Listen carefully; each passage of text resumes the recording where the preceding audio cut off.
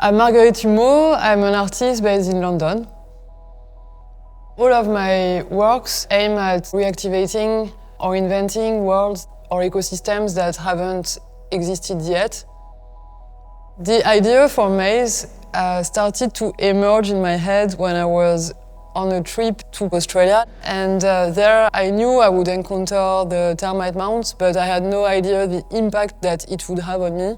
They looked like goddesses emerging into the landscape. So this really was the spark for me to dig into communities, non-human communities, termite communities. What can we learn from termites? What if we become termites?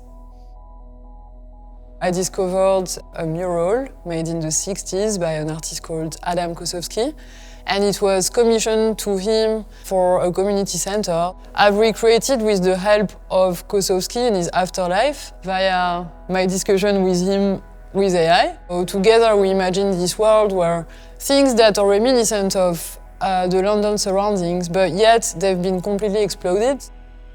Instead of making it a full panel, it feels like it's crumbling, so it's resonating with what you see in the images of the mural. It starts to become a swarm. With this new project, I wanted to also explore new materials. So I've been working for the first time in ceramics, which just made sense because the original mural was in ceramics.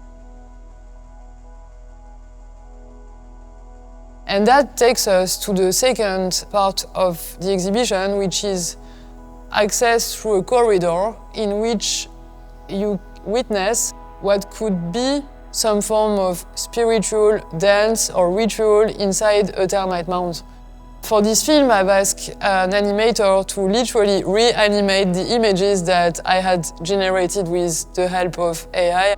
They look quite scientific at the beginning, but as you progress and you follow these termites, a godlike entity that is a fungus that seems to be growing a little bit like a spiral, that also connects the idea of an eternal cycle or a new way maybe to connect to time.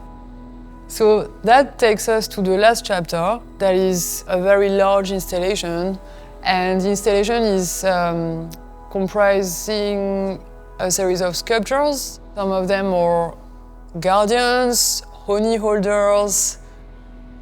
They seem to have come together to synchronize to a new rhythm. There are also a series of fallen leaves. As we enter this new world that is set in a speculative future, we could start to lie on them and maybe rock on them.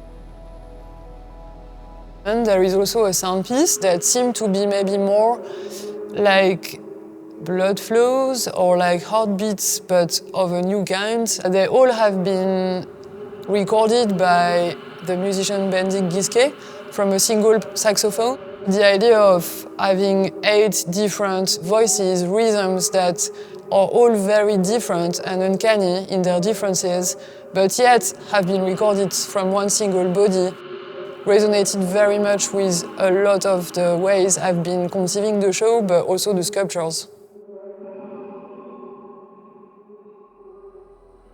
I wanted to use wax, and one of the most important type of wax we've been using is natural beeswax. It's collaborating indirectly with bees because they've been making this wax and we're now using what they've done to make sculptures. So it comes in this golden color. That is the natural color of the natural beeswax. It's very intense. To me, it could also maybe connect to the color of the collective.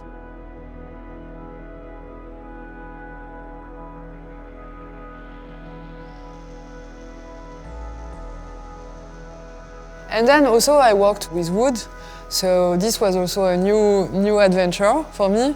I worked with very specific type of wood that is spalted wood that has been starting to decompose and then stabilized, but you can see that the fungi has attempted to invade it and creating these amazing lines that look almost like prehistoric wall paintings. It's a state of transformation, it's a state of growth, and all of this you can really see in the textures of the wood in the exhibition. I've also been working with glass. All the glass forms that are in the exhibition, they are inspired, directly connected to forms you can see in the fungi structures. Meys, the title of the exhibition, comes from a Proto-Indo-European word that means to ferment, but also to come together and to change. Very early on in my research, I became obsessed with fungus, and this is because the termite mounds I was exploring, they are built to keep the fungus alive. As humans, if we want to become more like termites, if we want to become a collective organism, we need to understand what is our fungus. So early in the history of humankind, the idea of fermentation that is connected to yeast, to beer, to bread, it got me to think about yeast could be our fungus. And this conceptually is very relevant to understand how we survive today on Earth.